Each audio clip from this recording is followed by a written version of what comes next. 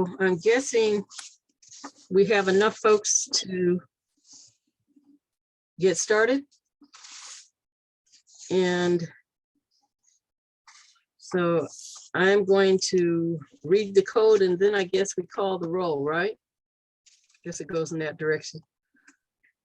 Virginia Code 2.2-3708.2A/3 permits public bodies to meet electronically to discuss business required or necessary to operation of the public body and discharge of its lawful purposes, duties, and responsibilities in times of emergencies and to address COVID-19.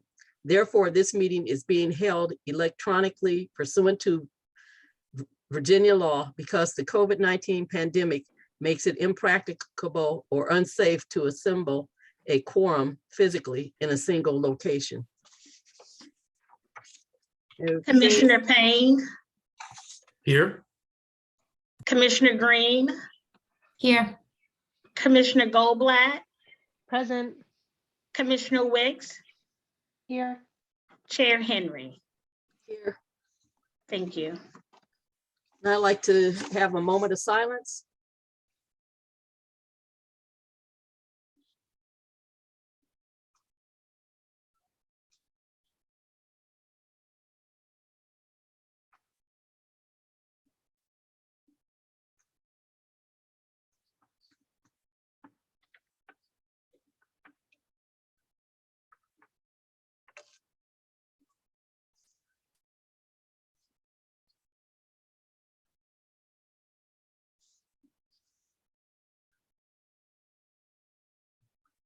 Okay.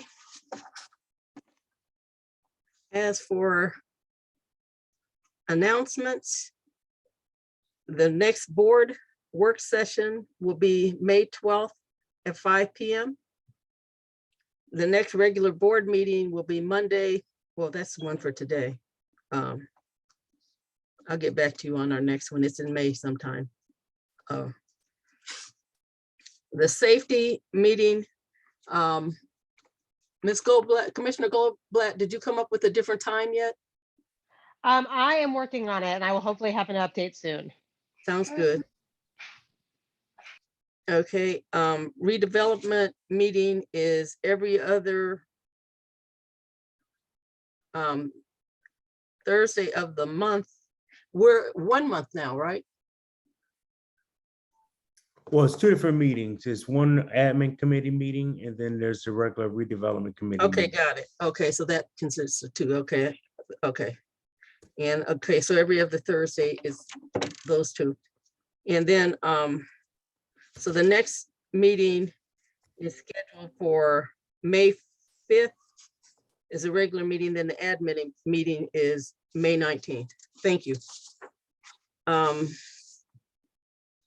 Then Resident Services Committee is every second Tuesday of the month at 1 p.m. And so any other announcements or meetings that I might not have covered?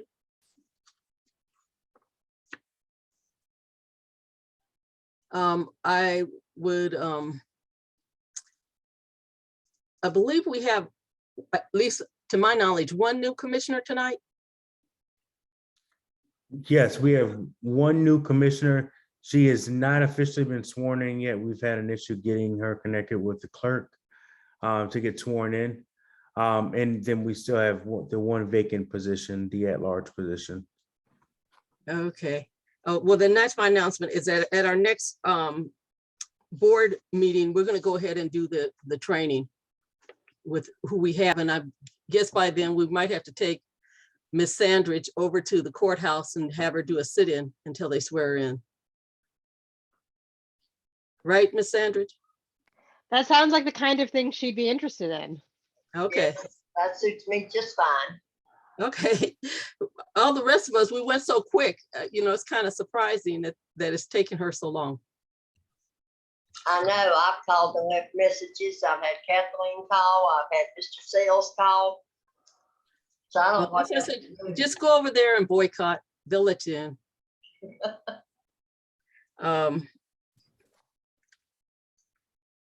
Public comments?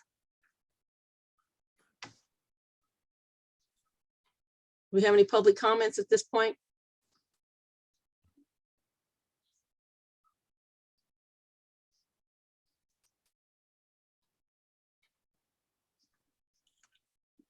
I think I may be the host. I don't know.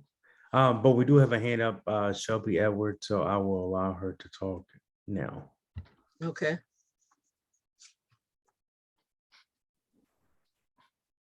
Okay, Shelby, you're up. Good evening. Can y'all hear me? Yes. Lovely. Good evening, CRHA Board of Commissioners, and to the many other stakeholders present. My name is Shelby Marie Edwards. I use she, her, and hers, and I'm the Executive Director of the Charlottesville Public Housing Association of Residents, also known as FAR. We are the duly recognized and federally mandated Resident Council and Resident Advisory Board.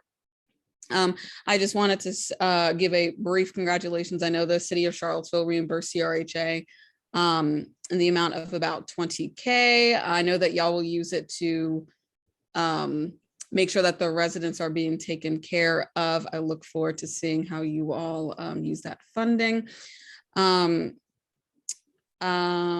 Secondly, in relation to the bus stop, I also would like to take this time to applaud CRHA leadership, particularly John Sales, for the advocacy done at the city council meeting last Monday.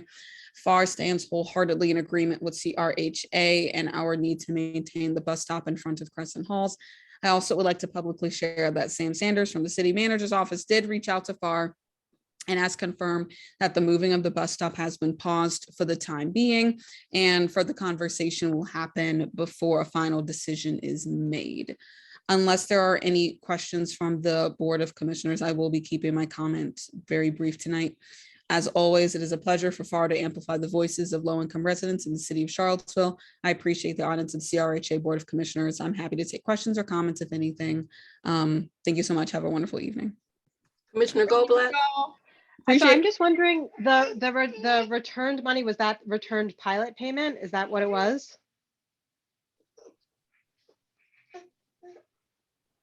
I saw a nod from. Yes, that is the case. Okay, great. So I'm wondering, Ms. Edwards, if you have suggestions of what you think should be priority areas for CRHA funding. I do, but I will share that I'm biased and that my board chair is looking at me right now. But if it were up to me, the funding, I know FAR could certainly use it to cover direct costs as it relates to Back to Basics, which we all know is a program where FAR organizers visit each site and go over pertinent information such as the ACOP, leasing expectations, and field maintenance requests. We could also use the funding to help us expand our work within the project management team. I'm not going to preach to the choir here, but I think we all know that there's a lot of work that can be done between the city of Charlottesville and the residents and FAR and CRHA, but also the city of Charlottesville. And for those of y'all who are not familiar, PMT is a unified group where city officials, public housing residents, FAR, and CRHA come together and tackle issues that affect residents' everyday lives. To be clear, I know that y'all got about $20K, but we wouldn't ask for anything more than half of that. We know that CRHA can use the funding as well.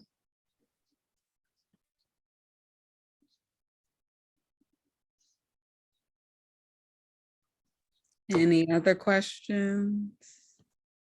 Sorry to cut you off, Mr. Sales. No, I just wanted to add that we have not received the money yet. We have to pay the city the money and then they will grant it back to us, I believe is how they agreed to do it. So we haven't received anything yet because we haven't paid it yet. So this is future money, not money that we have right now. Just wanted to add that. I think that's wonderful. Updates from commissioners. Anyone have anything? We heard from Laura, anything? And Commissioner Goldblatt, Commissioner Payne, do you have any updates?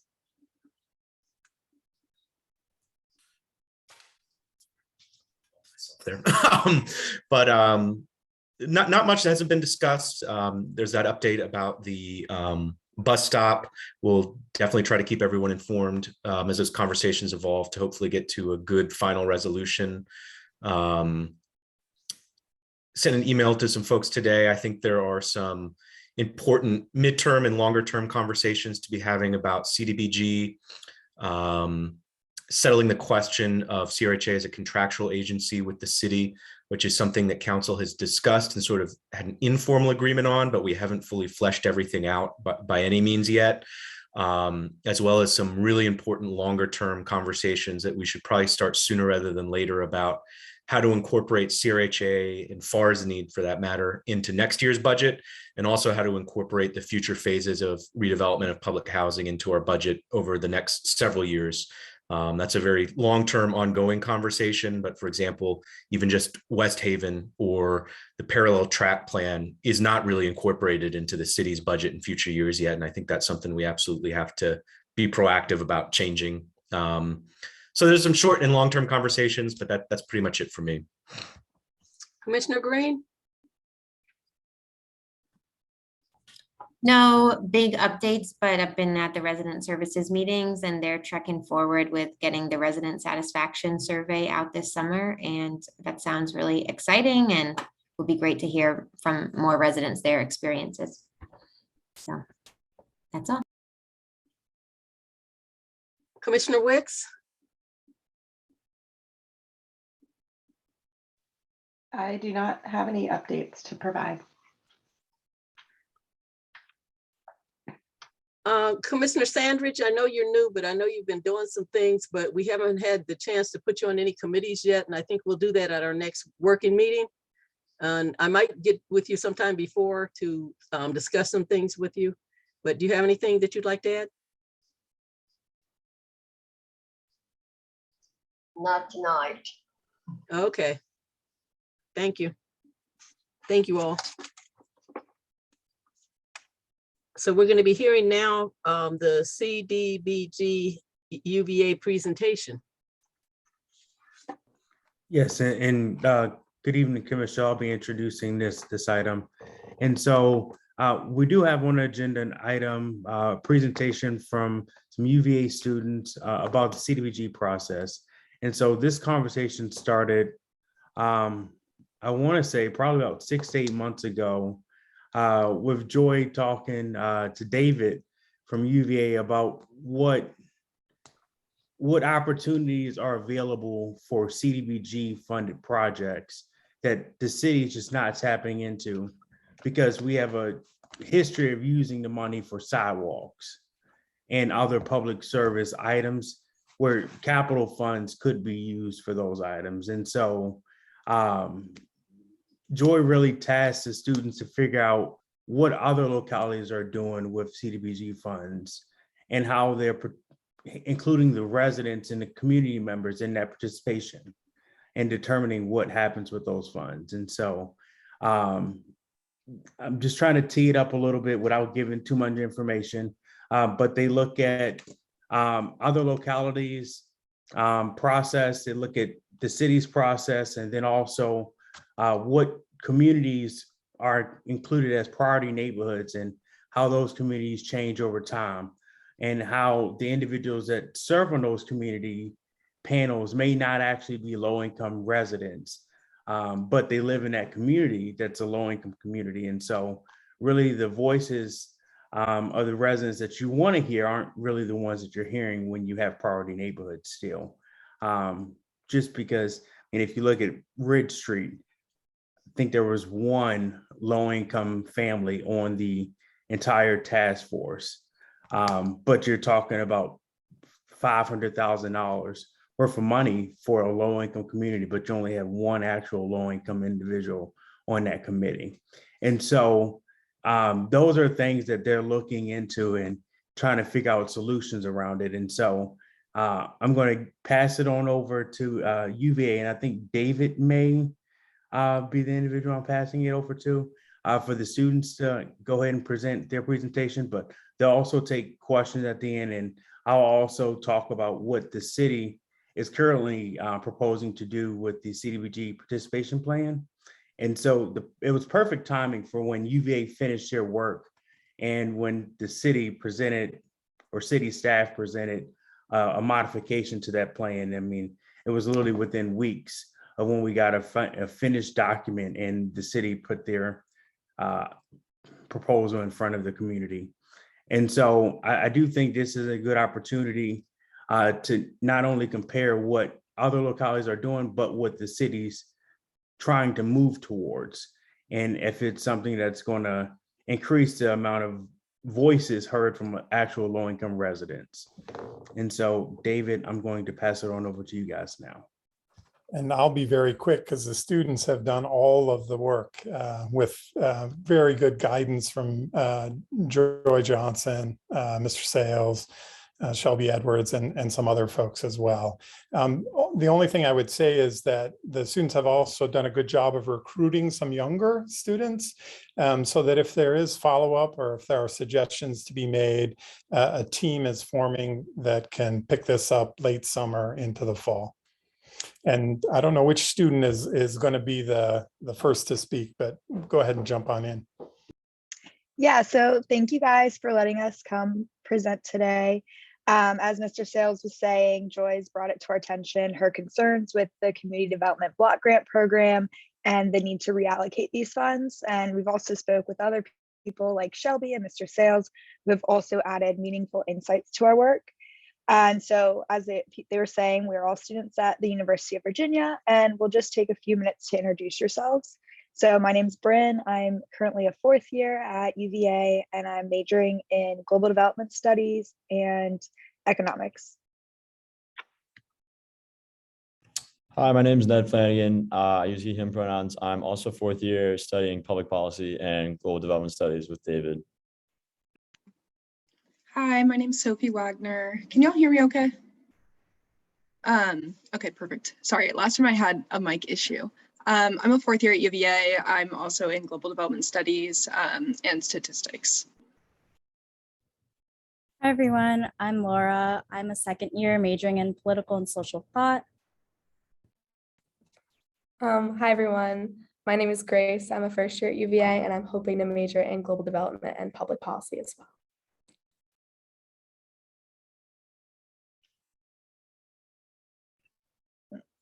And now I'm going to try and share the screen. If the host of the meeting could just give me screen sharing capabilities, that would be great. Yes, give me 1 second. Thank you.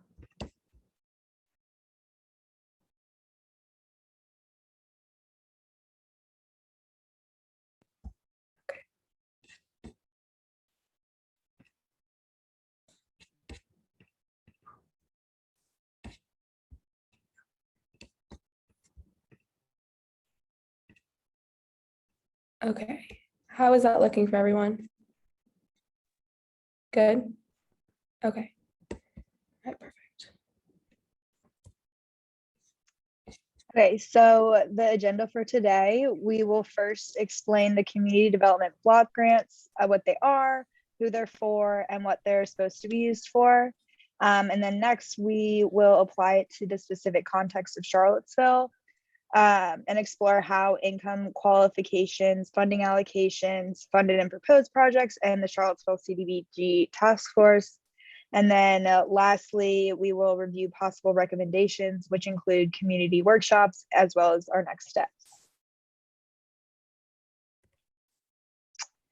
The Community Development Block Grant Program was authorized by Title I of the Housing and Community Development Act of 1974.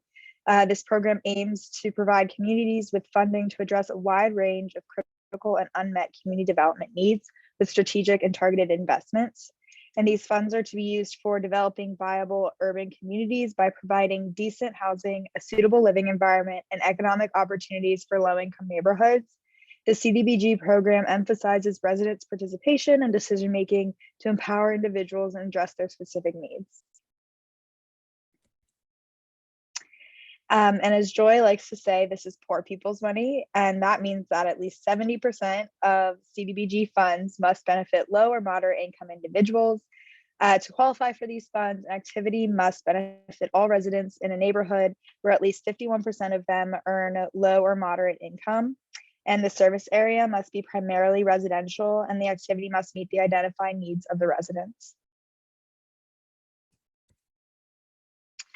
CDBG funds can be used for activities related to redevelopment housing, public services and facilities, and economic development. In Charlottesville, approximately $45,000 is given to the housing redevelopment as well as economic development, and $150,000 is typically allocated to public services each year. So for housing and redevelopment, the funds can be used to redevelop public works or for code enforcement. And then between 33 and 36% of funds have been used for housing related activities. Additionally, a maximum of 15% of the total allocation can be used towards public services. And these include activities related to crime prevention, childcare, drug abuse, education, and welfare. Funds can also build or reconstruct public facilities. And lastly, economic support can also be funded to create or retain jobs for lower income people and businesses. And additionally, some community members have greatly supported the use of these funds for Section 108 loan guarantees, which serve as an important financing tool in targeting reinvestment. And looking at the Charlottesville context specifically, the CDBG target neighborhoods include Belmont, Fife Hill, 10th and Page, Ridge Street, and Rose Hill. Over the past decade, the resident composition of each of these neighborhoods has shifted considerably. And the CDBG map shown on the right, which was pulled from the city website, outlines the percentage of low and moderate income persons in each neighborhood. But as Sophie is going to show shortly, the percentage of low and moderate income residents in each of these neighborhoods is no longer really accurately reflected by this map that's shown here. Here, we provide the income guidelines for programs in Charlottesville, which is effective June 1st, 2021. And according to these guidelines, using a 40-hour work week, someone in the low income category makes roughly $25 per hour. Someone in the very low income category is making roughly $16 per hour. And someone in the extremely low income category is making roughly $9.50 per hour. But with an inflated median income of almost $94,000, many Charlottesville residents actually fall well below even this lowest income threshold. Specifically, the average income per public housing household is $12,811. According to CRHA, approximately 145 or 53% of households make $10,000 per year or less, and approximately 227 or 83% of households make $20,000 per year or less. As these figures show, the 30% extremely low income category is actually quite high compared to where many public housing residents actually stand. And as we consider income limits and CDBG's focus on benefiting low-income residents, it's essential to frame and orient what exactly qualifications for low income could and should look like in the Charlottesville context. In highlighting where many public housing residents stand, we can contextualize income guidelines and priority neighborhoods and projects. Yeah, so as Ned mentioned earlier, the map that we saw from the city government is really outdated. It's from like 2006. And we thought it might not reflect current income distribution in Charlottesville. So here we have a map with like the most recent data available to try to get a better sense of what Charlottesville neighborhoods look like now. So on this map, we have the median household income of each block group in Charlottesville. And a block group is just a smaller geographical unit than a neighborhood or a census tract. So with this, we can really see differences between neighborhoods and also within a single neighborhood. Each of the bubbles on the map indicate the median household income for that block group, and the shading of each block group just corresponds to that. So the block groups with the lowest median income are in the darker purple color, and those with the higher median incomes are in a lighter color. You can see that the neighborhoods of Charlottesville are all named on the map, and the ones with the red outlines are the ones that the city has designated as CDBG target neighborhoods. And looking at the map, we can see that there are some low income areas that are not covered within the target neighborhood designation. For example, parts of Grady Avenue are pretty low income, but those are within the Venable neighborhood, which isn't covered by CDBG eligibility. And I also need to note that these median household income statistics aren't perfect, and I've been trying to work around this. Like especially looking at the smaller geographical unit, the census won't provide a value if there's not enough people to sample. And also with median household income as a measure specifically, there are issues with it being skewed by the presence of UVA students. Students have low personal incomes usually, but will often receive financial support from their parents, but that isn't taken into account for household income. So in areas where a lot of students live, like JPA, Venable, along like Wortland Street, which is included in kind of in 10th and Page, their like lack of personal income really weighs down the median. So it's probably lower than reality. So I'm still playing around with different variables, like looking at rent versus owned houses to understand how neighborhoods have changed. But as a more general note, the presence of student housing is something that we'd want to take into consideration when we think about what areas are eligible for CDBG money. So on the next slide, this is just the same map as before, but it's zoomed into the current target neighborhoods. And if you look at Belmont, we can see a lot of variation of income within the neighborhood. As I'm sure you're all aware, it's because of recent gentrification in the last few years. But if you look at that northern part of Belmont, has an extremely high median income.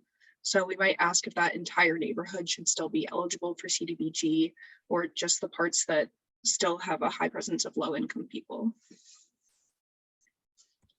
And on the next slide, we have another map that shows a count of how many families have incomes under $30,000 in each block group.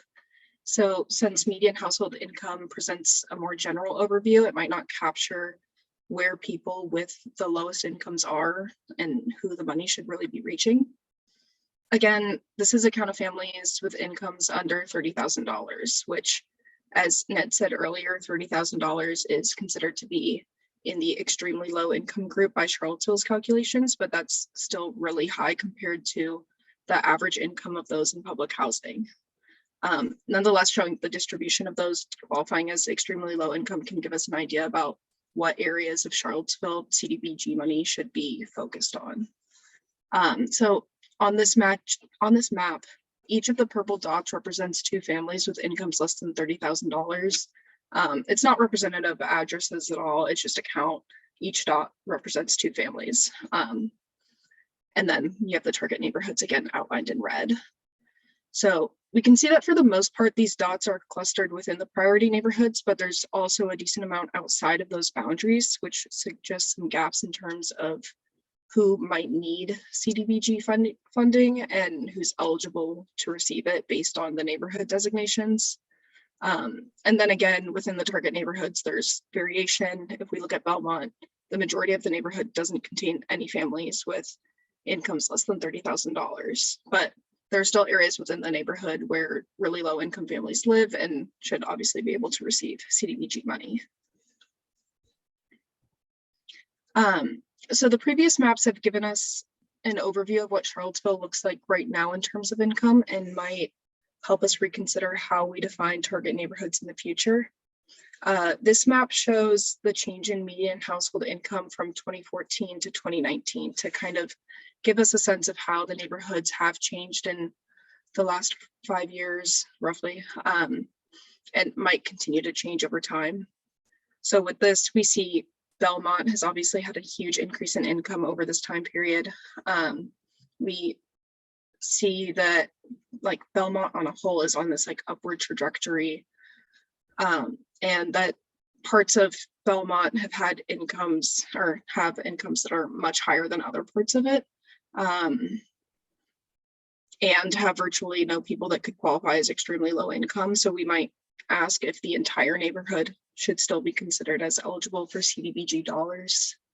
And also JPA by this representation actually does show a decrease in income, which we kind of have to attribute to more students living there, and just like imperfections in the variable. But if we're thinking about where CDBG money should be going, JPA might not be one of those areas, even though it is technically on the lower side of income by this measure. But overall, we just want to consider, the trajectories of different neighborhoods where students are being like dominating certain areas, and kind of look at the trajectory to give us a framework for understanding where money should or maybe shouldn't be going in the future.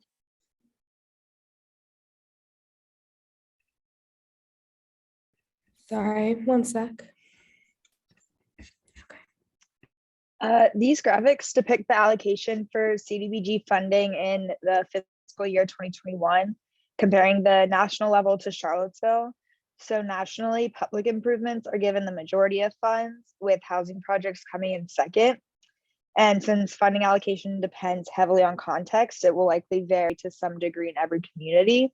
But in Charlottesville, the priority neighborhood, which is currently Ridge Street, along with administration and planning, have acquired the majority of funds. And then the rest of the allocations are fairly similar between economic development, housing, and public service activities. And later in the presentation, we will propose how these funds can be allocated more effectively in Charlottesville. On this slide, we highlight the CDBG projects that were funded in fiscal year 2019-2020 and the proposed projects for 2021-22. And the majority of projects focus on homeowner rehabilitations, literacy instruction, and business development. That said, some projects for 21-22 include streetscape and neighborhood improvements, the ones that are more in gray than in black. And although vital, streetscape and public safety improvements could potentially be funded via non-CDBG funding channels, and therefore might merit less prioritization than projects directly oriented toward low-income residents. Further, an important aspect to monitoring for CDBG funded activities is ensuring that allocated funding actually results in the completion of proposed projects benefiting target residents. And there could be improved mechanisms for monitoring project progress, measuring progress toward completing annual goals, and publicizing project reporting. And the city already reports on CDBG funded activities through consolidated annual performance evaluation reports, or CAPERs, but it remains a central goal to ensure that grantees are delivering on the services they've been contracted to provide outside of just the CAPER.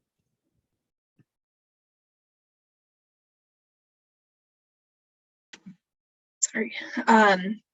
So here we've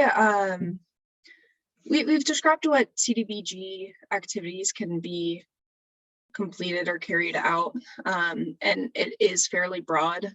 And we've also described what CDBG money has been used for in Charlottesville recently. And we're questioning kind of how closely these ways of spending money align with what low-income residents think of as a priority or need right now. So we've spoken to Joy and Mr. Sales and kind of gotten the sense of what activities might be more important for the city to use funds for, and created this little visual representation of that. So the objective of CDBG is at the center, that low-income people should remain in dignified housing. And surrounding that, we have activities that we think better align with this goal that aren't necessarily being prioritized by the CDBG task force and funding allocation process. So those are in the bright yellow bubbles, which include home repairs, financial counseling, assistance to community-owned businesses, job training and matching programs. And an important one that we thought the city really needed to focus on is hiring community residents to carry out CDBG projects. This is just another way to keep funds within the community instead of hiring from outside. The ones in gray on the outside are activities that CDBG can technically be used for, but we want to point out that these are things that can be funded with the general municipal budget, like sidewalks, parks, and public work projects are definitely important to like having a nice neighborhood to live in, but they can be funded with other sources that don't take away from the CDBG budget. So we're thinking it might be of the best use to fund the things closer to the center in the diagram. So we're now going to shift to the CDBG task force and our recommended future steps. So the CDBG task force oversees and reviews the applications of NGOs that apply for CDBG funds. However, we find that the process works in a sort of backwards fashion because in reviewing these applications, the task force does not consider what allocations must be met or actually know the express needs of the community, especially those of low-income residents, because even the task force itself does not include many low-income residents. And although the member composition of the task force is supposed to be made up of different social groups to represent different social needs, a central group of the community that is low-income residents are not present in the decision-making because they are not on the task force. And as we've seen before, the term low income does not accurately represent who is low income. And as a result, the interests of low-income individuals are not being conveyed through the task force or even represented on the task force. And this misrepresentation of low-income individuals is also seen in the Ridge Street Priority Task Force. The lack of knowledge of what low-income residents need and also an unawareness of what fund allocations must be met is demonstrated by the authorization of sidewalk repair, as we've noted before, which could have been done using other funds, specifically municipal funds. So we find that a clear concern with the task force is that there's no infrastructure set up that connects residents to the task force. So the issue at hand is structural, and in order to avoid the misrepresentation of low-income citizens, we recommend fostering a connection between the representatives that are on the CDBG task force and the represented, mainly low-income citizens. This can be done through community workshops, which we're about to go into further depth, or redefining the priority neighborhoods to acquire an accurate representation of the community on the task force. Yeah, so as Laura said, we've come across issues in both the structure of how CDBG money is allocated and also the representation on the task force itself, which has created, kind of a distance between resident needs and what decisions are being made. Given this, we asked how the process could change to be more responsive to the needs of low-income residents. And we looked to other cities to see how they were using the money. And a lot of residents are facing the same issues in representation and the money not going where they wanted it to. But we found some really interesting cases of how residents have changed how the funds were being distributed. And one of these is in Oakland, California, where residents got more say in the process by kind of flipping it on its head. And I know Oakland differs a lot from Charlottesville, but this is just a very well-documented case. But models like this have happened in other cities and towns of all different sizes and budgets. So in Oakland, residents gathered together in community workshops where they discussed their present needs and priorities. They learned about CDBG, what it could be used for, and designed projects amongst themselves based on what they thought was important.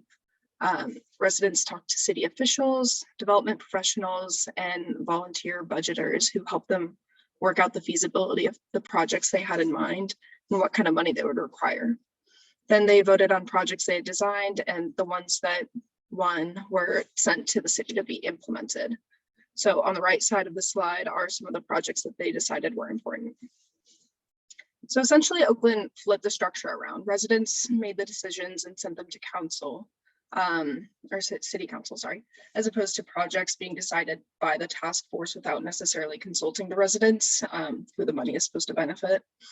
And again, I mentioned this case in Oakland because it is well documented, but it's happened in other cities, like small cities like Kingston, New York, which is population of 23,000, budget 45,000.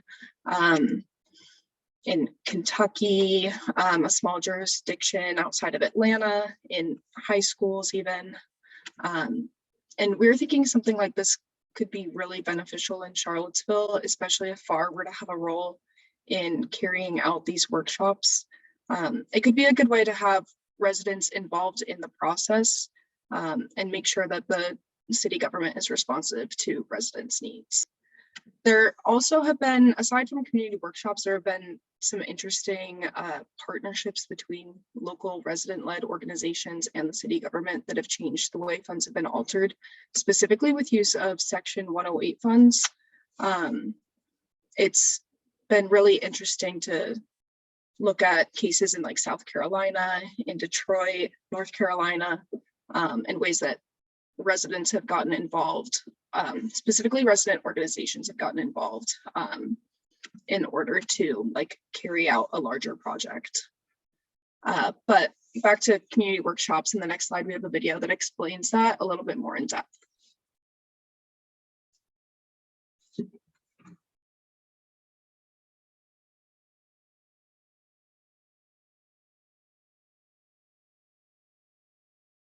In this community, and you pay taxes, come out and vote, decide how your tax dollars get spent.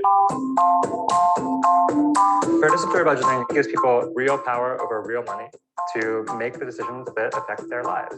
It's a democratic process in which ordinary community members directly decide how to spend a part of the public budget. Oh, this is different because you're actually voting for where the money is going to be spent instead of allowing them to decide where to spend the money. Who knows better about their community than the people that live in their community? Not be afraid of the big words, participatory budgeting. It sounds boring, but it's the opposite of that. So how does it work?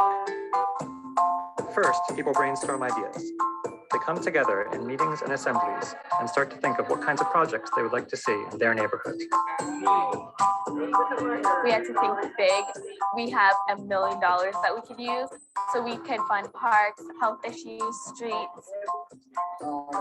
Volunteers work with experts to turn people's initial ideas into full project proposals. Carter made about 40 projects, and so we had a series of budget delegate meetings, and we narrowed down the list into about 4 or 5 projects. We met with the Parks Department and we talked about what we wanted to see change in some of the parks and how we were going to work with them. What are the real needs in the community? If you only have a certain amount of money, what is it that you can do that's going to benefit as many people as possible? I'm dreaming of new benches, modern benches. Seniors have nowhere to go. Displays at bus shelters throughout the district, and it will tell people when the next bus is due to arrive.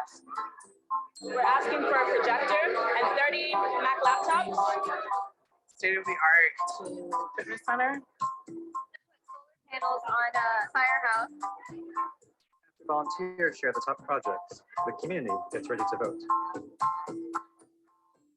It's a way of validating every voice in our community and saying, you know what, whatever your position is, you live in our community, you have a right to decide, and that me as a representative and government should respond and should listen to that voice. Anybody could vote in this process, immigrants, whether you're documented or not, and people that normally don't get to vote. Most people, they don't even know that 16 people come out here and vote today. Some of them are really surprised. They said, really? I said, yeah, they have a voice. The projects with the most votes get funded. The Red Hook Library Community Garden. Right.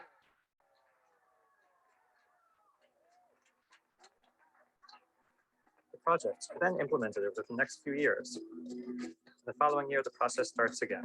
People brainstorm new ideas, turn them into new projects, vote on them, and fund more improvements for their community. PB becomes part of the budget process. It becomes a new way of governing. I think this is like the greatest wave of democracy coming into the United States. It started in Porto Alegre, Brazil in 1989. From there, it spread all over Latin America to over 1,500 cities around the world. In Toronto, public housing tenants have decided how to spend millions of dollars on improvements to their buildings. City council members in Chicago, New York, and other cities have engaged thousands of residents in allocating discretionary funds. Entire cities have launched PB, such as in Vallejo, California, for funds from a sales tax, and in Boston for youth funds. Even schools and universities have used PB. This was a great opportunity for you to be a part of government and better the city you live in. Like, who wouldn't want to take advantage of that? Creating a more educated platform of voters overall. So I think this can only be good for the big project of democracy.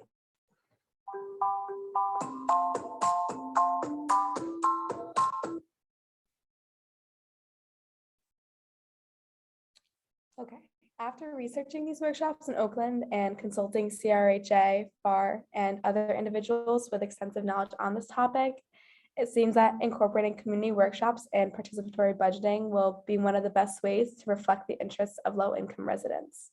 By allowing citizens to engage directly with the CDBG program, it'll help increase their understanding of these activities and what these funds are for. Consulting the residents directly will help to ensure that their perspectives and needs are being represented properly and give them a voice to decide what projects are funded.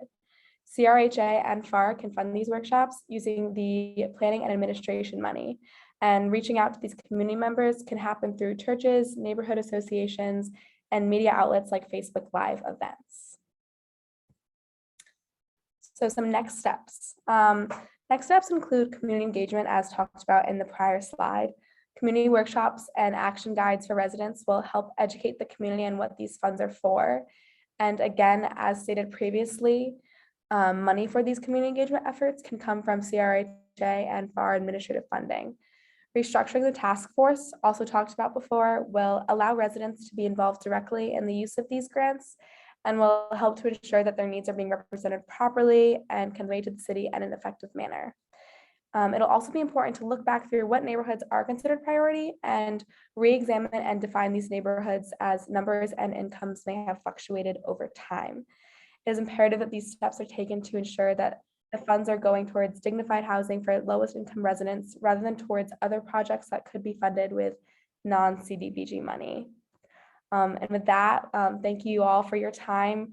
We would appreciate any feedback you all have, and we also may have some questions as well. So I will stop share.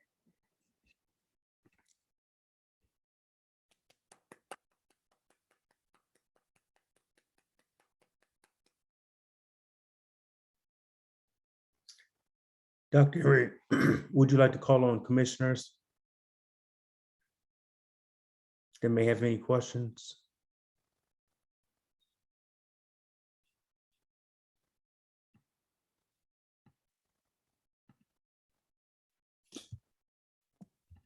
Laura has her hand up. Yeah, I don't think Dr. Henry's on here. I'm sorry. Commissioner Goldblatt.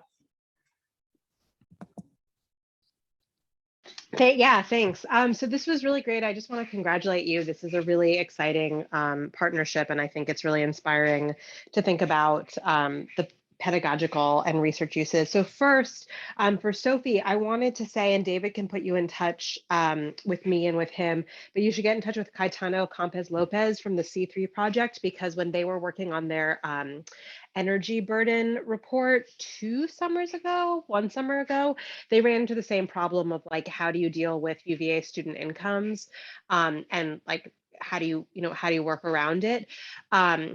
And he could help you to talk about like how he manipulated census data to get a better sense of what the actual community need in different areas is.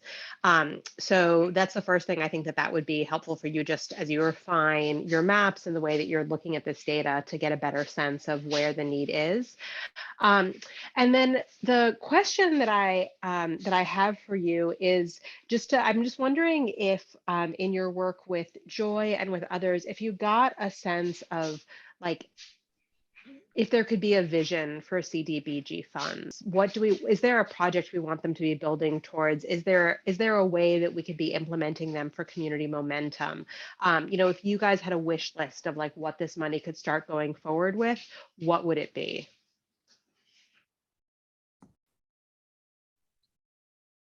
I think one of the first things on the wish list would be the use of the 20% planning and administration cap. Like right now, it's being completely used by the city government and doesn't necessarily go towards CDBG funds or like resident participation. So I think using that to like, even if it could go to like FAR or some other organization to carry out like more resident participation, that would be great. And also I think a priority would be just the whole hiring within the community for CDBG projects. I think that's like a critical part to keeping CDBG moving forward, and also could probably facilitate a lot of communication between residents and the city government. If I could just make one refinement to my question, one of the things that we've seen has been a problem is always the enforcement mechanism with these kinds of funds. So they're supposed, you said, as Joy says, these are poor people's money, but it's not used for poor people. So the enforcement is poor. And I'm wondering if you've seen ways to tighten up that enforcement. Like, is there a way, either by looking at Oakland or other places, that we can start to say, this is how people have really been able to make sure that the money is being used for what the original intention was? I hear baby. Yeah, I'm sorry, I'm multitasking. That's okay. You nurse the baby to sleep. That's okay. One of the reasons why I ask David to have the student do this is because what we're finding out is that a lot of our community members does not know what CBDG money is for, what rent relief is for, and a whole lot of other funding that is out there. And so this was my way of saying, hey, let's use this, put something together so we can use it as a teaching tool. As they're doing tonight, they're presenting it. Legal Aid was also involved in this also. I don't want to leave them out, but this is a way to kind of like start getting people to think about funds that could help them, to come up with ideas of what they would like to see improve in their community. And so they're presenting it to you all. They will be presenting it to the Human Rights Commission and then City Council. Hopefully Michael can help us to get them on the agenda to present it.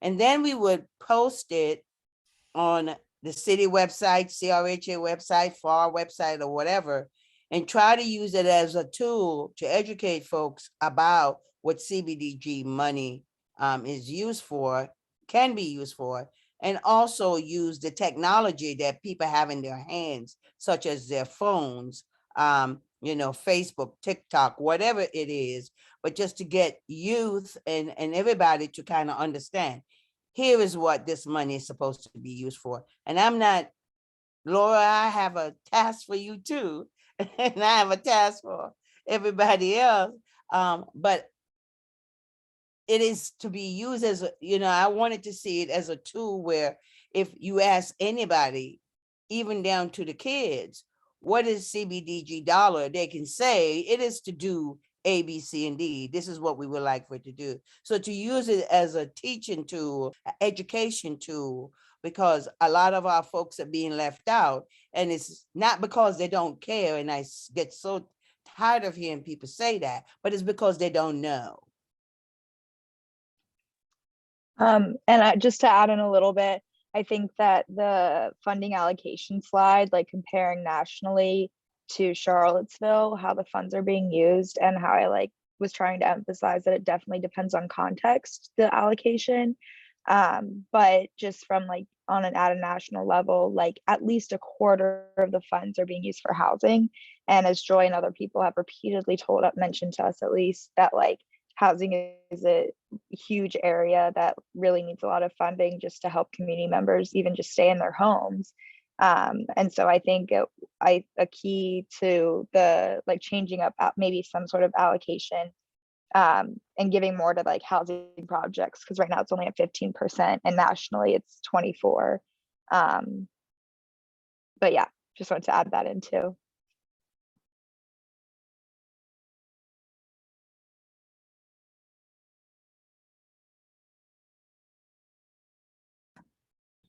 I have a question. Okay, you go first. Do you guys, I know when you were talking about the solutions, it's the need to redefine the priority neighborhoods and change the task force. Do you think that the task force model and the kind of grant writing that goes on right now is congruent to the community workshops? Or is it you kind of need one or the other? We're either going task force top down or we're going community models, and we don't need both. I can hop in. I think, I don't know, sometimes it's difficult to like completely change how the city is currently doing something. So part of what we were considering is like even a way to make the task force more responsive to the needs of residents would be like, could be like having these community workshops and having task force members there to understand more about like what residents need. And also, like Joy has mentioned several times, how currently task force members are not even involved in any training as to what CDBG like can be used for. So I think in combination with like community workshops and like CDBG training, it could be a lot more responsive to the needs of residents. So it doesn't necessarily have to be one or the other, but like it could be. And also by like redefining the priority neighborhoods, like that could change the selection, like future election of members to the task force to be more representative. So it doesn't necessarily have to be like a binary one or the other. Great, thanks. I just want to jump in really quick.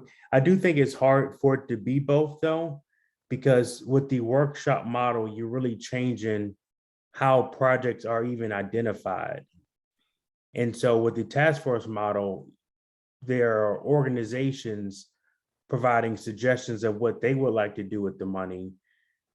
So like, let's say Habitat, AHIP, CRHA could say, hey, we would like to do this with the money, and these are the families that we would serve. But with the workshop model, it's you're saying residents, tell us what projects you want us to find a contractor to complete. And so really it's a total different model. And so maybe it works both ways if the priority neighborhood used the workshop model solely to award those funds, but your general CDBG funds were on a task force basis, but redefined to ensure that the families, the individuals that are on that task force are actually low-income individuals that live in that priority neighborhood instead of high wealth individuals that live in a low-income community, sitting on the panel that's determining how the funds should be spent for the benefit of low-income families.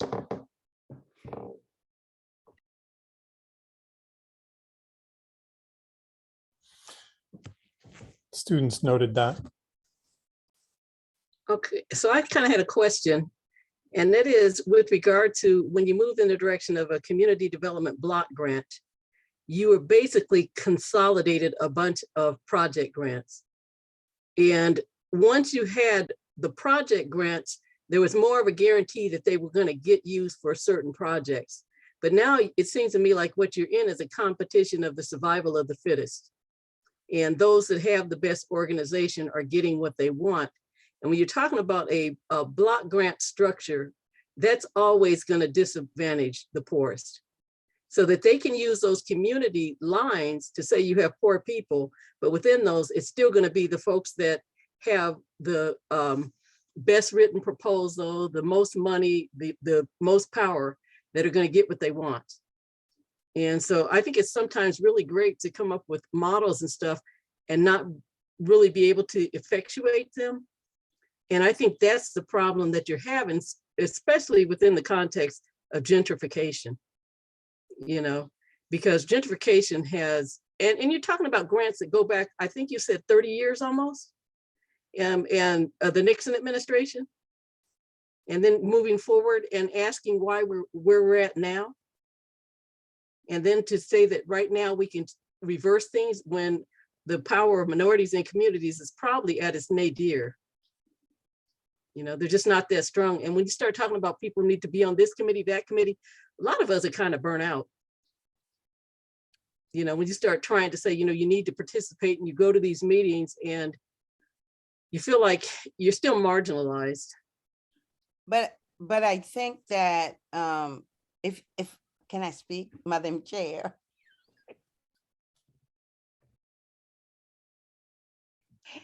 May I speak, Madam Chair? You got a head nod. Okay. Everything that you is absolutely correct. However, I do think that what I am finding out, because even in sitting at the table with other community folks, I think this is one of the things Nakia and I talked about a lot, is that most of our folks, we trying to explain things to people in the midst, they don't believe us. But if you give them the information and what, just give them the tools and the information, maybe they will believe a little bit more. I just think that so many of the residents that I talk to, and so many of even professional people that I talk to, they don't even realize what CBDG money is supposed to be used for. You're right, the nonprofits, a lot of the nonprofits, yeah, they know what it's supposed to be used for and they go after it. And that's one of the things I know Audrey is struggling with right now. We fought hard to get a low income person on the CBDG task force, but she's frustrated, and she's frustrated because of the folks who are there, they don't know what the money is supposed to be used for. So they just throw out ideas, where I think if we educate and get more low income people in the room, then we may be able to shift some things. But I do agree with what you're saying. I'm just trying to find a way of how we educate people a little bit more about what this fund is supposed to be used for, and capital funds too. But that's a whole nother theory. That's a whole nother training.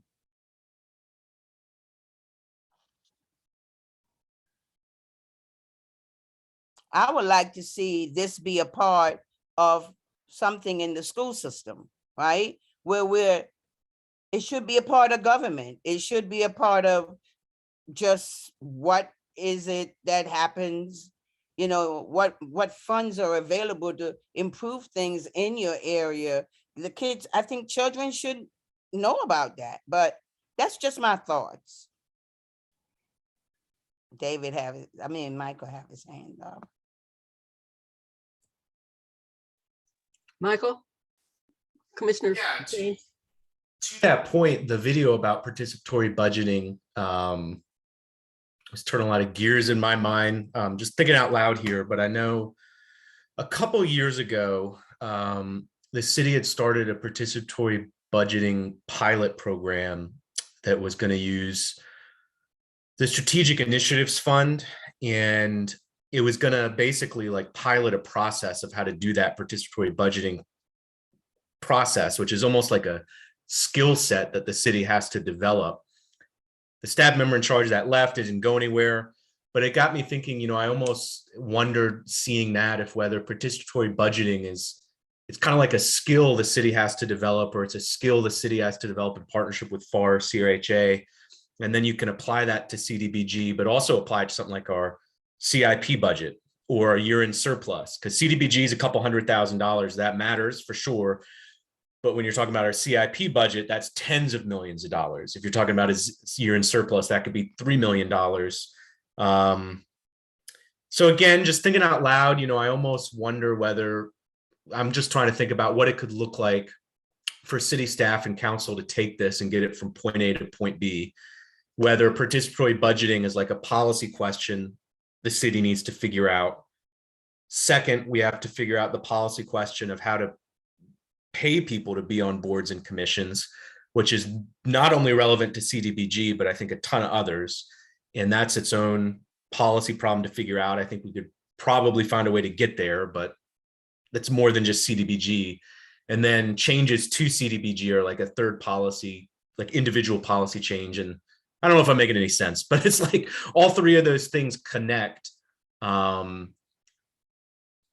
like the participatory budgeting and paying people to be on boards and commissions are almost like even bigger policy questions beyond just CDBG in and of itself. So I don't know if any of that made sense. I'm just thinking out loud here.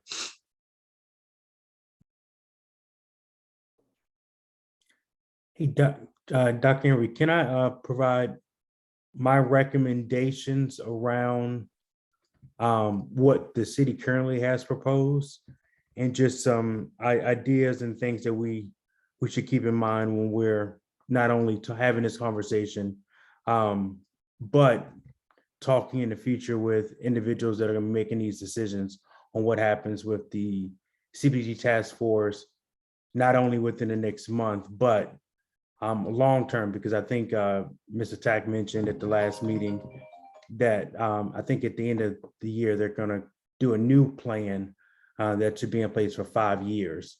And so that is also something that will have a much larger impact on planning and resident engagement in the future. Is that okay, Dr. Emery? Sure. Okay. So I do agree with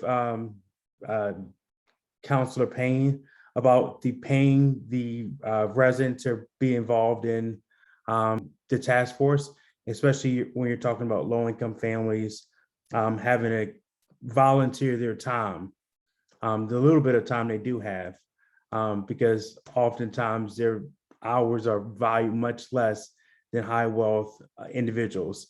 And so we do have to honor that. And so CRHA pays residents to participate. They receive stipends to participate in the redevelopment planning. Other commissions, I think it's just the planning commission maybe, also receives a payment for their work. And so I do think, I agree, this has to be a much broader conversation, but I do think right now we should advocate for like a $50 per meeting stipend for low-income individuals that participate in the CDB task force. You really want to hone in on the low-income residents participating in this process. We've gotten away from that, and I know we have, because I was a part of the city process finding the Ridge Street individuals to serve on that task force. And I know where the residents live because I walked up and down the blocks to find individuals that wanted to participate and felt that they had additional hours to volunteer to participate and determine where the funds were spent. And so I know the representation on that committee is not the community at large. And so when we're saying the priority neighborhood was selected because it was 51% higher of poverty level, AMI level, low income, then the members on that committee should definitely represent that makeup of the broader community, that broader neighborhood. And so I do think we have to do that. We're talking about $1,000 a year. The strategic initiative funds for the council could pay for that easily for the first year until we can have that much broader conversation. But I think we have to rethink to where we're doing it now. Why continue this cycle for another year when we know it will only cost us $1,000 to start that work now? And maybe we'll have something that we can then look to improve because we already started with the baseline, and maybe $50 isn't enough. But we have to start somewhere. And I think that gets us that start that we are talking about. And the most important piece is what I just mentioned, ensuring that low-income individual is the one that's serving on the actual CDBG task force. Yes, I think when we're talking about the priority neighborhood, we should include everyone in the neighborhood. But when we actually hone in on the task force itself, it should be the low-income individual that lives in that priority neighborhood that also serves on that committee. So at Ridge Street, it's only one on that entire Ridge Street priority neighborhood that's low income. And that individual is not the one that's on the CDBG task force. And so that voice isn't the one that's being heard when they're making decisions. And so when we're talking about wherever we're looking at a workshop model or a task force model, in that workshop model, the low-income family has a direct vote. Well, in this task force model, that low-income family is giving away their vote for that high wealth individual that's then making the decision. And there's no way to hold that individual accountable for the decision that they're making for the entire group. The other item is something that the UVA students did touch on, and that's the effect of the UVA students living in communities.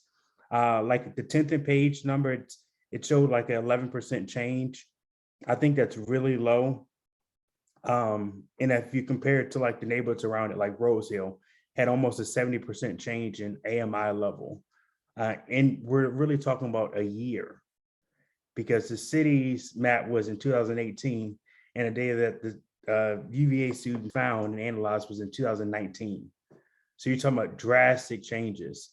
And so I think that 10th page numbers is flawed. And so we really would like to try to figure out what the true impact is, because that also would determine where you're finding that individual that should be serving on that committee. I know CRHA has properties in 4 of the priority neighborhoods. And so a large amount, like if you're looking at the dot map, a large amount of those units are actually CRHA owned, or maybe there's a voucher attached to it that has some CRHA support behind it.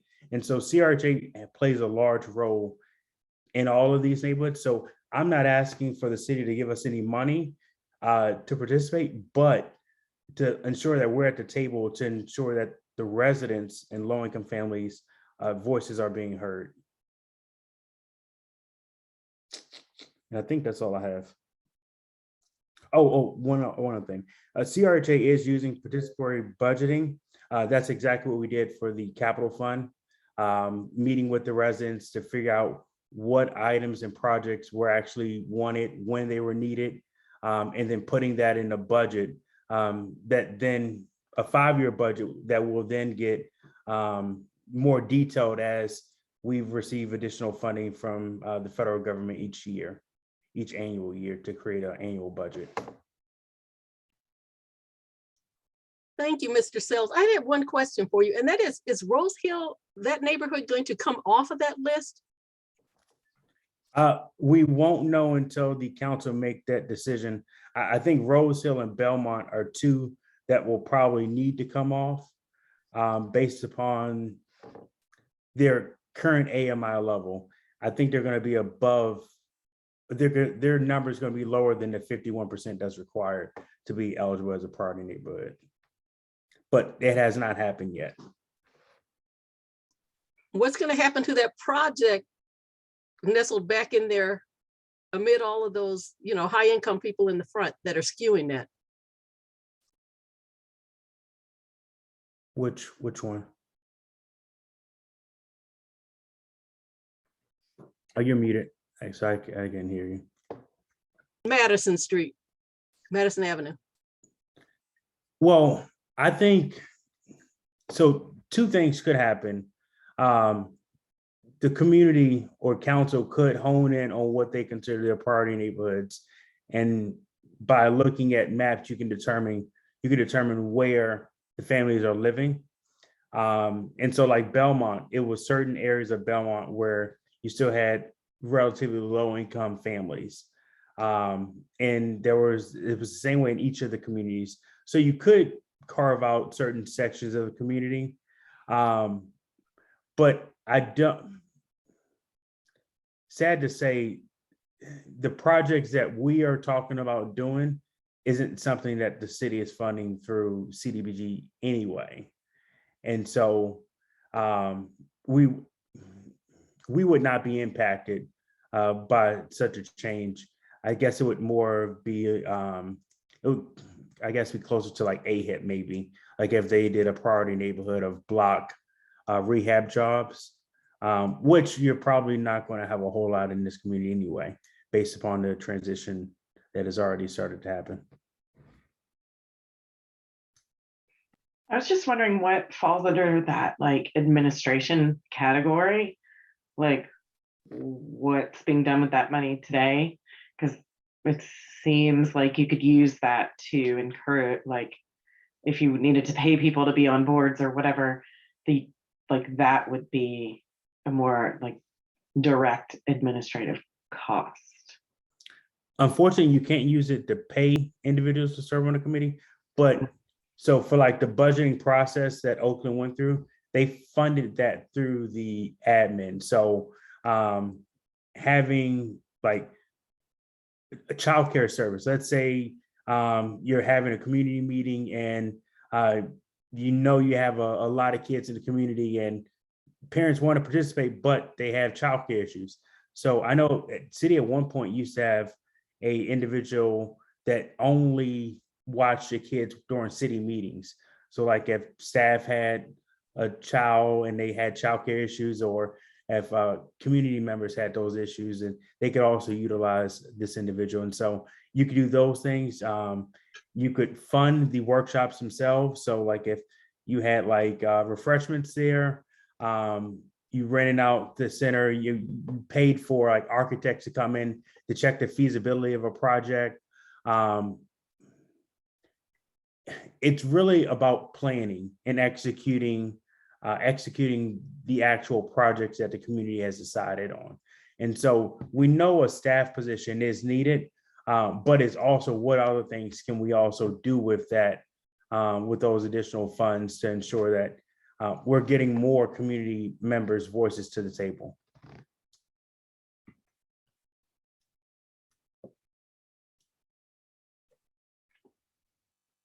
Before this excellent panel has to leave, can I ask for public comments? If there are any public questions that people would like to ask this panel? Any public comments, questions? And we may not have any because they did present to FAR, I think 2 weeks ago. Okay. Okay, so I would like to thank you guys. It's wonderful. Yeah, y'all did a really nice job. Thank you. It's an unparalleled education for us too, to hear your comments. I think we're learning quite a bit too. So we appreciate you back. Yeah, thank you so much for the questions and feedback. Thank you.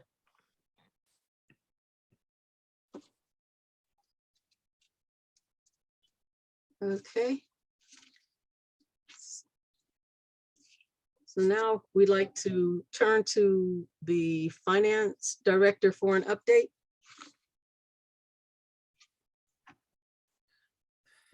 Hello. Hi. I guess I probably need to share my screen.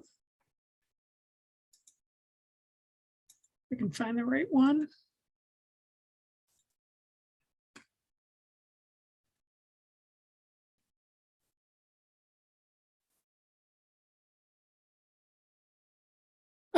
So the financials were included. I probably need to look at my notes too. Sorry, I did get a little caught up in the presentation. So the big thing to stress is that these statements represent the end of our fiscal year. However, it looks really good at the moment, but I think what you guys haven't necessarily seen or had the opportunity to scrutinize in the past is the statements that are presented at the end of the year operationally versus the audit in a similar format compared to budget.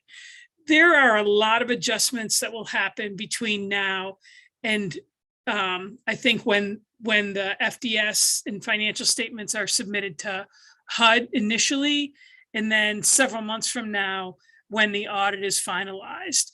And some of that is just normal year-end housekeeping. Some of it is a result of analysis and finding issues that maybe weren't recorded right that go one way or the other. And some of it is in a way to maybe reclass certain things to our benefit so that our status with HUD is improved. I think last year we did that with some of the income and how we took advantage of the shortfall funds and the PPP money. Kind of at the 11th hour, we went in and we were able to reclass the last 1 week of payroll services to help our standing with HUD. So we should do that. It's appropriate for us to do that, but you're not going to see it in the year-end statements. So when we look at these, the bottom line right now has us at $1 million surplus versus a budget of, well, let me find the right bottom line, sorry. I'm gonna be scrolling through these. Versus a budget of 410,000. Again, we've talked about it every month that I've presented, that there is over $600,000 in shortfall funding in this budget. So based on that, you take back that out and now it's like, well, we're kind of close to budget, but we're still in a great position. I know just through probably the one area that I still have to, actually I understand it pretty well, but it's a matter of going back and catching it up since actually before this last fall. So around, I think October is the last time I did entries for the CRHA piece of our retirement program. A lot of that runs through because of the way it's funded by the employees directly. The majority of it is captured on the biweekly payrolls, but there's a CRHA piece that I need to catch up, and that's my fault that it's not in there. And I have made interim adjustments along the way, but it needs to be reconciled. There's also a reconciliation to be done with TARS that could have a big impact. And then there's just a lot of everyday items, like our Lowe's bill lags behind a month, and I've tried to accrue for it. At the course of the end of the month, I noticed that there was a $3,000 recurring item that got actually recorded to last year. And I noticed it because our numbers at the end of last year for comparative purposes changed, and we shouldn't have even been able to do that. But it was just a mistake, and it does happen. And so there's a lot of corrections. And operationally, the impact on here, I would think could have an impact of between $100,000 and $200,000. And then I think there's a few other things that we need to start looking at to say, well, how do we record this? Or because we have a surplus situation, do we want to make sure that that we've recorded every ounce of available expense into this fiscal year? So it maybe lightens the load on the coming year. So, I mean, all that to say is that I've presented you with the notes with there's a few items here and there that we know about that need to be addressed. But I don't want to dismiss the fact that it's been a great financial year, but we know that there's reasons for that. And when you look at some of the items individually, the impact that Crescent Halls had on us, especially in the COC, it was major. It significantly impacted our month-to-month income. And then on the voucher side, it's been pretty steady, but there the reconciliation is that we've kind of been overfunded, and we're aware of it. So they're going to come back and do their own reconciliation, and they're not going to ask for the money back, but they're going to reduce future funding. So we have to have that in reserves for when that happens on the voucher side. I think those are the main things that I guess I wanted to talk about. Is there any questions or anything specific anybody wanted to see?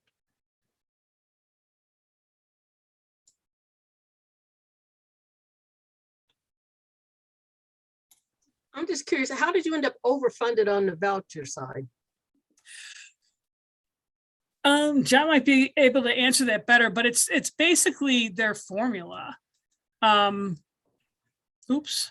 Yeah, I'm about to say, take your email off the screen. Sorry. Yeah, so when Crescent Halls was going through its initial redevelopment plan, the plan was to have voucher funded units at Crescent Halls. I want to say it was supposed to be in June of 2022. Yeah, June 2022. And that did not happen due to the, June of 2021. That did not happen due to the leak, the major water leak. And so HUD had already given us some money. They had already put it in the bank, earmarked it for Crescent Hall's tenant protection vouchers. And so they didn't take the money back. Instead, they put it in our reserve fund saying, hey, you have it there, and it's for this purpose. And when we do our reconciliation at the end of the year, if it's still there, then we'll take it back and you have to reapply for those voucher funded units. And so we had the conversation with HUD last, I want to say Wednesday, during our HUD check-in. And so we are aware of that, and we're going to deal with that issue, but it was because we changed our redevelopment process at Crescent Halls. And I think some of it too, John, correct me if I'm wrong, it just has to do with like the maximum number of vouchers that we could possibly issue versus the number that we have issued. I think that has something to do with it too. Yeah, and additionally to the different types of vouchers that we have, like you mentioned, because we do get separate money for mainstream, separate money for all these different types of vouchers that haven't necessarily all been fulfilled. Yep. And so the emergency housing vouchers is one of them, where they gave us the money before we even leased up a voucher, just because they wanted to get the money out on the street as fast as possible, which is really rare, but that was one of the programs where they did. And like Mary Lou said, as we continue to add more voucher units to our portfolio, I think we were at 423, maybe a couple of years ago or a year and a half ago. And now we're over 600 is what our capacity is for vouchers. And so as that number increases, the amount of money HUD provides us increases well. But that also plays effect on how many vouchers we can get out. And unfortunately, in the Charlottesville market, it is really hard to find a unit. And so it normally takes a family from 90 days to 150 days to lease up a unit in the Charlottesville area, where maybe in some markets it's more of that 60 to a 90 is their extended time period for leasing up a voucher. And just to be clear too, when we record all the fees that were administrative fees that we're allowed to earn, it's based on what we've leased. It's not based on like the highest estimate, like that's an actual number, but the funding goes in at the money that they make available to us. And they do check that throughout the year. For example, in November, they held back the majority of our payment. And I had a little bit of panic until we went to look at where we were cash wise, and we did have the money. We just needed to make it available to the vouchers. We just had to have the cash transferred into the voucher program. So that's something that I wasn't that versed on when I started here, and I'm getting more familiar with now, but we do monitor that month to month, but the funding recently has exceeded what we've spent. And you can see that here by the total HAP earned. That's actually cash received exclusive of the admin fee and other this service fee. There wasn't a lot in the voucher program. Sometimes there's more miscellaneous, the fees associated with the emergency vouchers, but so 427 for this month is what we received, almost $4 million annually. And then down towards the bottom, where we have the housing assistance payments that we paid out was 335 for the month, and versus 3.857. So that does create the large portion of the surplus, which it should. We're not spending it anywhere else. We have it. So when it's reduced in future periods, we have it available to us.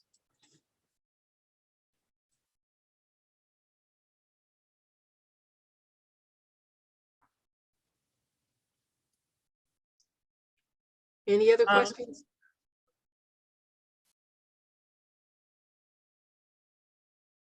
Yeah, and I was just going to note some of the other, and I think I had it in the notes of, we haven't paid the pilot actually for 2021.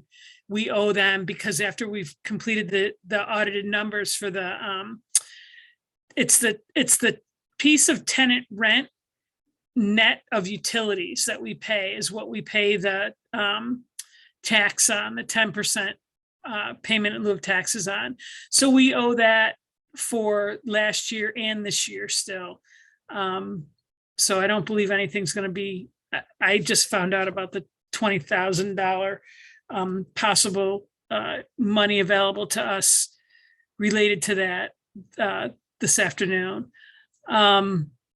We haven't paid our audit. We haven't gotten an invoice for that. Likewise, we haven't gotten an invoice from Portsmouth Housing Authority, which we've used to do procurement last year after the fact. After we had presented these statements to you at year end, I believe we got an invoice for $14,000 or $16,000. So that does get reflected on our audit, but operationally, I'm not positive that we've come back in this fashion. So we probably will do that this year. So in addition to when the audit's presented, we can also provide you with how it played out operationally. I think that's all I have. Any other questions?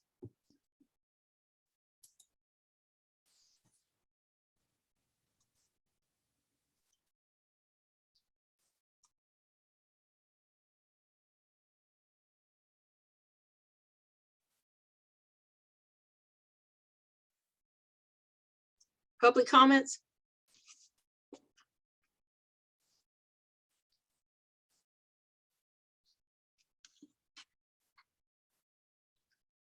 Come on, guys, you're making this too easy. Okay, Brandon has his hand up. Brandon? Thank you, Ms. Chair. At your pleasure, I just wanted to give a brief comment. So I made 2 promises on Facebook this morning. One was to Alice Washington, who had her birthday. And I also said there had better be singing tonight at the Board of Commissioners meeting for Commissioner Goldblatt, who also is celebrating a birthday. So with your permission, Madam Chair, I would like for everybody to sing happy birthday on the count of 3. 1, 2, 3. Happy birthday to you. Happy birthday to you. Happy birthday, dear Alice and Laura. and Laura. Happy birthday to you. Thank you. Just think of all these wonderful people born in April, and I'm so happy to be amongst you. I'm